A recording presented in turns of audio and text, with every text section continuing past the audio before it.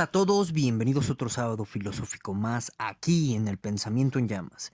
Y bueno, pues como algunos de ustedes ya estaban esperando desde hace un rato, ahora sí les traigo este peculiar sábado filosófico en el que vamos a hablar de las similitudes y las diferencias entre Lacan o Lacan, como quieran pronunciar el apellido, y Wittgenstein, ¿de acuerdo? Y bueno, pues primero que nada, les recuerdo que aquí en el fotograma de este sábado filosófico, ustedes van a poder encontrar una serie de libros a modo de referencia bibliográfica para todos aquellos que se quieran adentrar más en la cuestión que nos atañe en este sábado filosófico. Y bien, pues ahora sí, comencemos.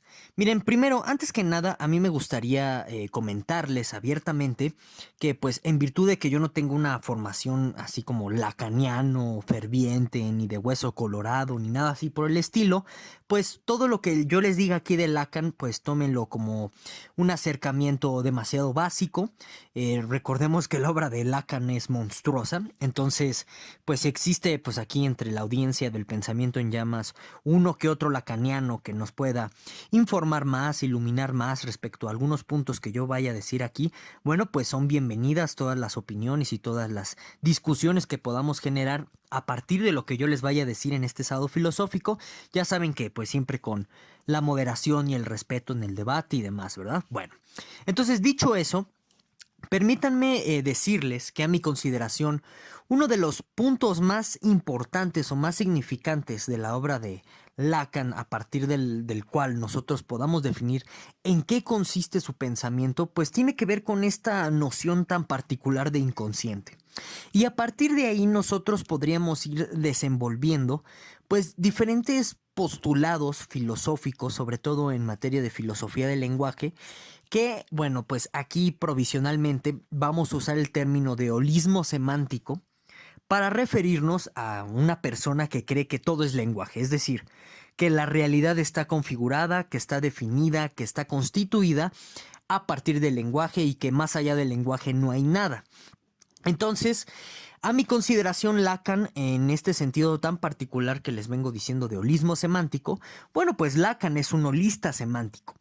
Y en este sentido, pues permítanme traerles a colación justo una cita de Lacan que, bueno, pues él dice esto en uno de los seminarios en donde precisamente conoce a Wittgenstein, ¿de acuerdo? En el sentido en el que, bueno, pues comienza a leer el Tractatus Lógico-Filosóficos. Más que nada, y esto lo voy a ir profundizando más adelante de este sábado filosófico, más que nada Lacan es un conocedor del Tractatus, ¿eh? No veo yo que Lacan tenga un conocimiento más profundo de la obra de Wittgenstein, lo cual tiene pues completo sentido, porque justo pues en esta década del 70, del cual es su seminario, pues la obra de Wittgenstein es muy poco conocida. En realidad el boom wittgensteiniano, por así llamarle, comienza a partir de mediados de la década de los 80s y pues en los 90s es donde existe la mayor exposición del pensamiento wittgensteiniano, ¿de acuerdo?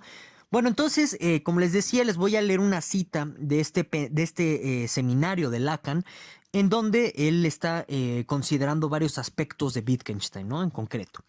Dice Lacan lo siguiente: antes de la palabra, nada es ni deja de serlo. Sin duda todo está allí, pero solo con la palabra hay cosas que son verdaderas o falsas, es decir, que son y cosas que no son.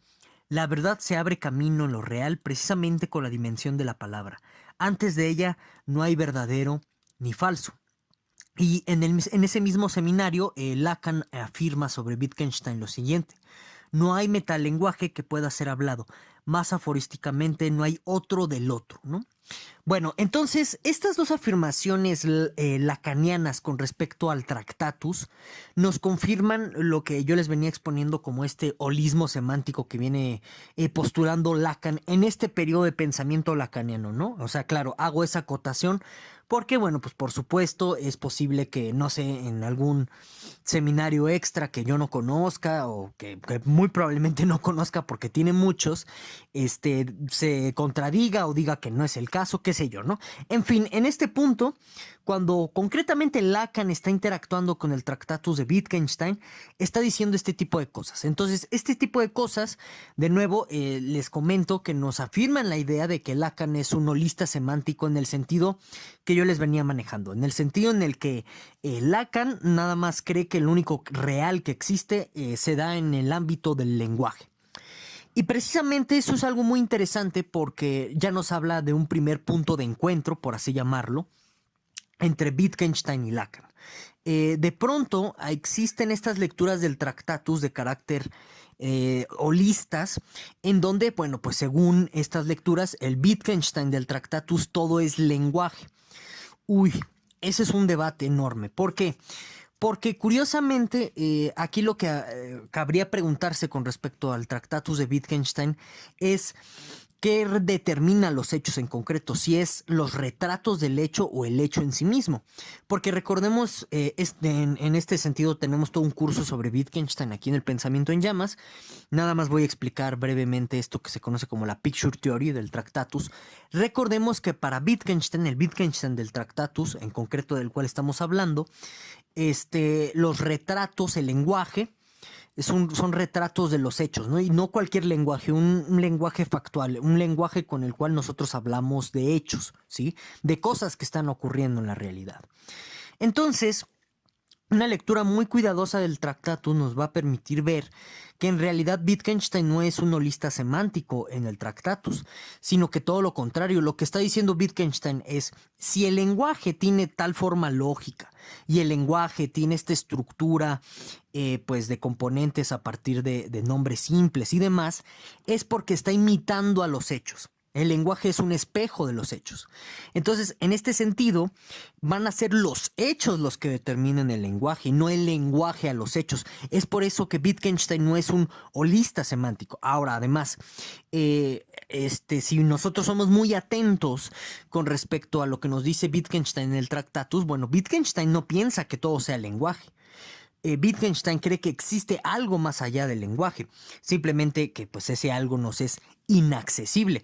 En este sentido, desde este punto de vista, Lacan con este holismo semántico está muy distanciado de Wittgenstein, si ustedes se pueden dar cuenta. Lacan parecería, de nuevo insisto, en que nada más nos está diciendo que lo único real que existe pues está dentro del lenguaje, dentro de estas consideraciones lingüísticas. Ahora bien, a pesar de que Lacan, yo podría decirles, tiene una lectura, digamos, un poco descuidada del Tractatus en este sentido, en estas citas del seminario del cual les acabo de decir, es verdad esto que menciona con respecto a los metalenguajes. Y aquí es importante hacerles recordar que, por ejemplo, Lacan tuvo convivencia, pues no digamos profundamente estrecha, pero sí tuvo una convivencia con Frege. Entonces, en este sentido, Lacan es muy consciente de qué son los metalenguajes a nivel de la lógica. En el curso de filosofía del lenguaje, en la primera sesión, yo explico qué es esto de los metalenguajes, no me voy a detener demasiado en ello, pero básicamente es la idea, sobre todo esto se da en lógica, de un lenguaje por detrás del lenguaje proposicional, el lenguaje simbólico de la lógica, tal que este lenguaje en algún sentido fundamenta la lógica. Y ciertamente Wittgenstein en el Tractatus está totalmente contrario, opuesto a que la lógica se tenga que fundamentar en otro lenguaje, ¿sí? Bueno, ahora aquí hay un punto de encuentro muy importante en la cual yo creo que Lacan acierta con respecto a su lectura del Tractatus, con respecto a la distinción de decir y mostrar. Curiosamente, si nosotros checamos como esto que podríamos denominar como la biografía intelectual de Lacan, Lacan tiene un distanciamiento o un enfrentamiento con los freudianos psicoanalistas de su momento por la cuestión de la interpretación del inconsciente. En algún sentido, los psicoanalistas de su momento le dieron demasiado énfasis a esto que podríamos llamar como el yo y el super yo, y dejando un poco de lado el inconsciente o dejándolo como una estructura de pulsiones o de instintos, que digamos que es una lectura como tradicional que se le da desde el freudianismo a la noción de inconsciente. Más adelante nos vamos a meter más de lleno en esto porque hay un paralelismo entre Wittgenstein y Lacan con respecto a esto del inconsciente, ¿sí? Pero digamos que es a partir de este momento en el que por la fractura o el conflicto interpretativo que tiene Lacan con los freudianos del momento, que da un viraje y entonces digamos que comienza a darle mayor énfasis o mayor atención a la cuestión del inconsciente Y es en este sentido en el que Lacan se da cuenta que la cuestión del inconsciente no es del todo conceptualizable. Más adelante, en el pensamiento lacaniano, encontramos la idea de que el inconsciente es como una especie de estructura lingüística y no es como una entidad mental, de pronto como podríamos creer todos nosotros. En fin, ahorita me voy a meter a esa cuestión. Entonces, es a partir de la cuestión misma de que se le da este énfasis al inconsciente que Lacan comienza a descubrir que de pronto en la cuestión, que dicho sea de paso, ¿no? También lo voy a mencionar un poco más adelante, tiene una noción completamente Lacan diferente de terapia a lo que se venía manejando en este momento. Terapia psicoanalística, por supuesto.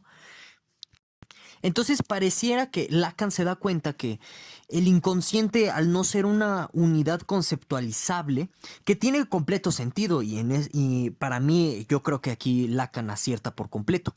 Fíjense, pónganselo a pensar de pronto un momento, ¿no? Sin la necesidad de meternos en cuestiones tan teóricas con el pensamiento lacaniano. ¿Cómo podría ser concebible conceptualmente un concepto, ¿no? Como el de inconsciente, si por la misma naturaleza del inconsciente es algo que permanece oculto, por así decirlo, a nosotros? Entonces, esa entidad llamada inconsciente de entrada no es conceptualizable. Sin embargo, esto es algo que está retomando Lacan del primer Wittgenstein, del Wittgenstein del Tractatus, por supuesto. Sin embargo, Lacan cree en algún sentido que el inconsciente puede ser mostrable. Entonces aquí nos metemos con la teoría de la mostración wittgensteiniana del primer Tractatus. Bueno, del primer Wittgenstein más bien, ¿no? Que está presente en el Tractatus. Recordemos que para Wittgenstein la mostración o el mostrar como algo contrario a decir es algo que se revela extralingüísticamente en el mundo sin necesidad de que el lenguaje tenga que enunciarlo para que la gente lo pueda comprender. Entonces, en este sentido, por ejemplo, cuestiones que se muestran sin necesidad que se verbalicen lingüísticamente, pues tendríamos, no sé, nada más es un ejemplo, porque de entrada noten que yo les estoy hablando de mostrar y entonces ya hay una limitación lingüística ahí, ¿no? Pero vamos a forzar el ejemplo hasta donde se pueda para que comprendamos qué es esto de la mostración wittgensteiniana. Por ejemplo, hay ocasiones en las que tú no tienes la necesidad de decir cómo te sientes porque tu rostro por sí mismo ya lo refleja, ¿no? Entonces, en ese sentido, tú ya tienes un elemento extralingüístico que se está mostrando.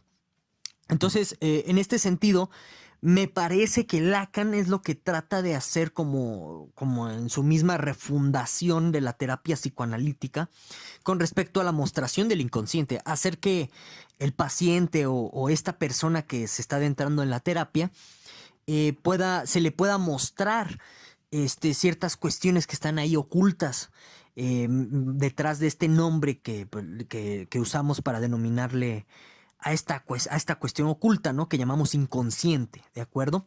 Entonces a mí me parece que ahí hay un punto de encuentro entre Wittgenstein y Lacan en la cuestión de la mostración. Sin embargo, como les digo, sí está muy, muy errada de pronto para mí, ¿no? La lectura que tiene Lacan de este como holismo semántico que de pronto pues ve en el Tractatus, ¿no? Como les digo, son los hechos los que determinan los retratos o las figuras o las representaciones lingüísticas, no es al revés, como de pronto llegaría a pensar un holista semántico, que es el lenguaje quien determina la realidad, ¿de acuerdo? Entonces, ese es un primer punto de encuentro y desencuentro entre Lacan y Wittgenstein, o una primera semejanza y diferencia, ¿de acuerdo? Ahora, otra importantísima, semejanza que tiene tanto Wittgenstein como Lacan, que aquí sí yo puedo decir que Lacan como tal no creo que lo haya tomado por completo de Wittgenstein, sí, porque en este sentido estos textos wittgensteinianos del segundo periodo intermedio, donde se da lo que se conoce como la filosofía entre comillas de la psicología, no son públicos, no son tan conocidos. Entonces quizás Lacan no los conocía, quizá, no lo sé. Pero de pronto, por lo que les voy a decir, sí parece que son muy cercanos. Bueno, entonces, como yo les decía hace un momento, para Lacan, él cree que el inconsciente es, por así decirlo, como una especie de estructura lingüística. En términos muy generales, esto nos da a entender que para Lacan, las estructuras mentales, las entidades mentales son en realidad estructuras lingüísticas. Eso es una semejanza muy fuerte con respecto al Wittgenstein, al segundo Wittgenstein intermedio, porque recordemos, como yo ya se los he dicho tanto en otros sábados filosóficos como en el curso sobre el pensamiento de Wittgenstein, para Wittgenstein no existe la mente humana como una entidad, ¿sí? De la mente o algo así que esté por ahí flotando en el cielo. Para Wittgenstein todo lo que tiene que ver con cuestiones psicológicas sí son reducibles a una cuestión lingüística, porque es a partir de cierto comportamiento que asociamos y nos enseñan a asociar enunciados psicológicos. Cosas, yo les ponía siempre el ejemplo, ¿no? Piensen en los niños. Cosas como enseñarles la palabra happy en inglés y ponerles enfrente una carita sonriente. Bueno, pues en virtud de que es un sustantivo psicológico feliz, porque refiere a ciertas emociones y demás, se le está asociando en esa tarjetita el comportamiento, es decir, que tú pongas la cara sonriente. Y entonces es por eso que ahí nos podemos dar cuenta a nivel de aprendizaje lingüístico que el lenguaje psicológico, todo lo que tiene que ver con entidades psicológicas, remite en última instancia a un lenguaje conductual o de comportamientos, ¿de acuerdo? Entonces, a mí me parece que Lacan también va por la misma dirección al decir esto, que el inconsciente es una estructura lingüística. Justamente mantiene muy interesante, eso sí, debo de admitirlo, dentro del pensamiento de Lacan, mantiene el elemento indecible con respecto a lo del inconsciente. A lo mucho, creo que Lacan trata de ilustrar esto con una especie de banda extraña. Ahí la pueden buscar en Google, es como una banda en donde supuestamente lo que trata de simbolizar esa banda es la naturaleza misma del concepto del inconsciente en Lacan, ¿no? O sea, como una especie de entidad que está oculta en nuestro lenguaje, por así decirlo, pero a la vez está a la en plena vista, ¿no? Si ustedes ven esa banda que les digo, pueden ver que es una banda que se curvea interiormente, pero que se hace más grande de manera externa. Entonces, en este sentido, encontramos que, por ejemplo, en la cuestión del inconsciente lacaniano, encontramos en el lenguaje su manifestación, pero a la vez también está oculto. O sea, como que, digamos, yo lo pienso con el siguiente ejemplo, ¿no? Si yo estoy hablando, no sé, digamos que yo tengo algún tipo de complejo con respecto a los payasos, a las fobias, y de pronto en mi propio lenguaje, mi propia manera de expresarme con los payasos, bueno, podría hacerme notar que justo yo tengo estos problemas psicológicos con respecto a los payasos. Entonces, esto es algo interesante respecto a la cuestión lacaniana. Se asemeja a Wittgenstein en el sentido de ver que las cuestiones del lenguaje psicológico están presentes todo el tiempo en nuestro lenguaje cotidiano. Sin embargo, y esta es una diferencia radical que hay entre Wittgenstein y Lacan, Wittgenstein jamás hablaría en términos de inconsciente. ¿Por qué? Porque el problema de hablar en estos términos es que tú regresas, por así decirlo, a una especie de... No me gustaría decir dualismo cartesiano, porque no ese es el caso, pero sí tú podrías regresar de pronto con estos términos a un cierto tipo de idealismo, a un cierto tipo de nuevo, ¿no? Como de holismo semántico en el que, de nuevo, ¿no? Todo es lenguaje. Eso es lo que de pronto da a entender la cuestión lacaniana con su concepto de inconsciente presente en el lenguaje, ¿no? Como que de nuevo la cuestión es o remite o se configura o es puramente lenguaje, ¿no? Y por ejemplo ya el Wittgenstein de la filosofía, entre comillas, de la psicología, pues jamás sostendría algo así, porque ya estamos hablando aquí en Wittgenstein de prácticas, de formas de vida, de reglas, que son elementos extralingüísticos, son elementos sociales. Son, en este sentido, el lenguaje vendría a ser como una construcción social, un fenómeno social, pero de ahí no se seguiría una tesis de holismo semántico. Ajá. Entonces, volvemos a encontrar esa diferencia entre Wittgenstein y Lacan, ¿no? Entonces, voy a resumir esta segunda diferencia por si alguien se perdió o algo así por el estilo. Hay una similitud entre Wittgenstein y Lacan en el sentido en el que ambos postulan lo mental como una construcción lingüística, ¿sí? Y eso me parece que es correcto en Lacan. Sin embargo, la diferencia es, de nuevo, en ese holismo que está presente tanto en Lacan del punto comparativo anterior con este punto. O sea, a la hora de pensar así el inconsciente, parece ser que lo que nos da a entender Lacan es que todos, otra vez, ¿no? Todo se reduce o todo vuelve a ser lenguaje. Cosa que en Wittgenstein eso no es cierto. O sea, para este Wittgenstein del segundo periodo intermedio, no todo es lenguaje. También gran parte de este todo son actividades sociales, son prácticas, son formas de vida, son reglas, etcétera, ¿de acuerdo? Entonces, eso es algo pues muy importante que hay que tomarlo en cuenta. Ahora, una última diferencia y a la vez similitud que yo encuentro, y ya con esto cierro este sábado filosófico y espero que les haya gustado, tiene que ver con la cuestión de la terapia en sí misma. La cuestión de la terapia wittgensteiniana, yo ya les había hecho este sábado filosófico aquí en el Pensamiento en Llamas, yo ya les había comentado que, bueno, pues justamente si hay un aire o un deje freudiano en el término de terapia, porque la idea es, en algún sentido, en la terapia wittgensteiniana, por supuesto, en algún sentido la idea es que el individuo vaya analizando su propia forma de hablar para que él pueda descubrir por sí mismo, mediante introspección del lenguaje, de su forma de hablar, que está cometiendo preguntas que no tienen sentido y que está cayendo en problemas absurdos, ¿no? Por eso mismo, es decir, que está cayendo en problemas filosóficos. Y que en este sentido, yo les mencionaba que también la terapia wittgensteiniana era un freno voluntario al filosofar. Es decir, que según Wittgenstein, cuando uno llega a este punto de la terapia, puedes detener las preguntas filosóficas a voluntad, ya te dejan de agobiar. Entonces les decía que hay un deje freudiano en ese sentido, ¿sí? Ahora, justamente por los comentarios que me hicieron al respecto, haciendo alusión a la cuestión lacaniana de que, oye, ¿sabes qué?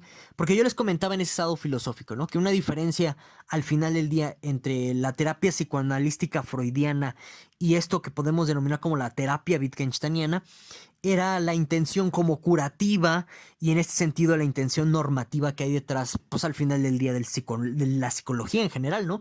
Que es a partir de definir qué conductas son socialmente funcionales y cuáles no, decir, pues esta persona es normal y esta no es normal, esta sí merece terapia, esta no. ¿Sí me explico? Bueno, entonces yo les decía que gracias a, bueno, en virtud de ello, pues ya marcabas una enorme diferencia entre la terapia wittgensteiniana y la terapia freudiana, porque, pues curiosamente, Wittgenstein no tiene una intención normativa en ese sentido.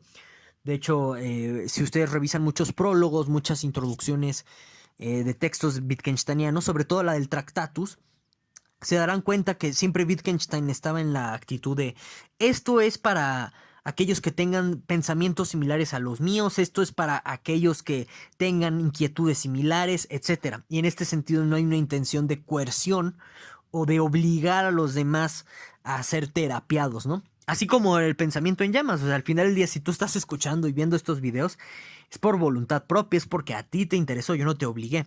Si me explico, va sobre esa misma lógica, que es lo más sano, si ustedes se pueden dar cuenta. Si yo los obligara, o si la terapia wittgensteiniana obligara a una especie de sanación, entre comillas, bueno, pues entonces ahí ya hay un componente normativo. Entonces yo les decía esto en ese sábado filosófico y como personas que sí se ven que conocen de Lacan a profundidad, me dijeron, no, es que sabes que el psicoanálisis no tiene esa carga normativa porque no es como una especie de terapia psicológica, no es psicología, me decían algo así.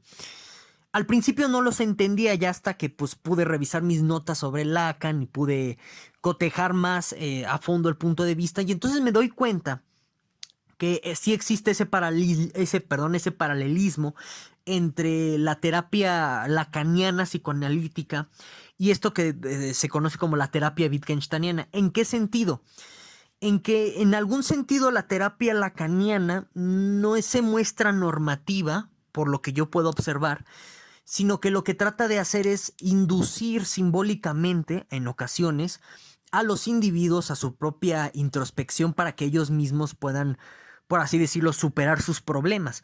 Entonces sí es como un enfoque terapéutico totalmente diferente al psicológico, ¿no? El psicólogo sí es coercitivo al final del día.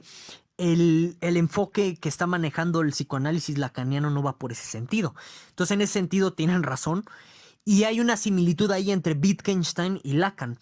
O sea, sus terapias no son coercitivas, sus terapias no pretenden normar. Lo que hacen al final del día es orientar introspectivamente a cada uno de los individuos a encontrar pues los errores, los problemas a los cuales ellos mismos se están metiendo, ¿no? En el caso de Wittgenstein sería por no conocer el uso del lenguaje o ignorarlo o distraerse respecto al mismo. Y en el caso de Lacan sería pues justamente por no sé, por cuestiones ahí propias de los pacientes, que bueno, no habría que llamarlos así, de los individuos que se someten voluntariamente a este tipo de excursiones, vamos a llamarlas así, introspectivas, ¿no? Ahora, la gran diferencia al final del día entre ambos tipos de terapias, y ya con esto cierro pues este sábado filosófico, sería que al final del día tenemos la cuestión del holismo. De nuevo, ¿no? O sea, de pronto a mí me da la impresión que la terapia lacaniana psicoanalítica parece que puede solucionarlo todo. A mí me da esa impresión, ¿no? Y justo tiene completo sentido porque está este holismo semántico, ¿no? La idea de que todo es lenguaje. Entonces, pues claro, si al final del día todo está orientado hacia el lenguaje en ese sentido, pues todo se puede solucionar. Cosa que no está presente en Wittgenstein, por ejemplo. O sea, Wittgenstein no cree que todo sea solucionable a partir del lenguaje. Simplemente, de nuevo, ¿no? O sea, es una forma de deshacerte, de disolver, ese es el término más propio quizá, de disolver problemas filosóficos, ¿de acuerdo? Entonces, por allá va la cuestión. Y ya por último, ¿no? La cuestión de cómo puedes refutar todo holismo semántico, pues es muy sencillo. Miren, si el lenguaje determinara los hechos o determinara la realidad, sucederían cosas como lo siguiente. Yo digo Minotauro y abro la puerta de mi oficina o de mi recámara y ahí está el Minotauro efectivamente. Como eso no sucede en la realidad, es decir, el mundo no funciona así, que por decir una palabra o algo así, por el estilo, un enunciado, pues no se aparecen las cosas en la realidad. Como no funciona así nuestra realidad, por eso todo holismo semántico es falso, ¿sí? Salvo que vivas en el mundo de Harry Potter, ¿no? Donde pues dices Wingardium Leviosa y flotan las cosas. Ahí sí, el lenguaje determina la realidad, ¿no? Pero bueno, dicho eso, pues espero leer sus comentarios, todas sus dudas, objeciones y demás que tengan al respecto. Y sin más, nos vemos hasta el próximo sábado filosófico.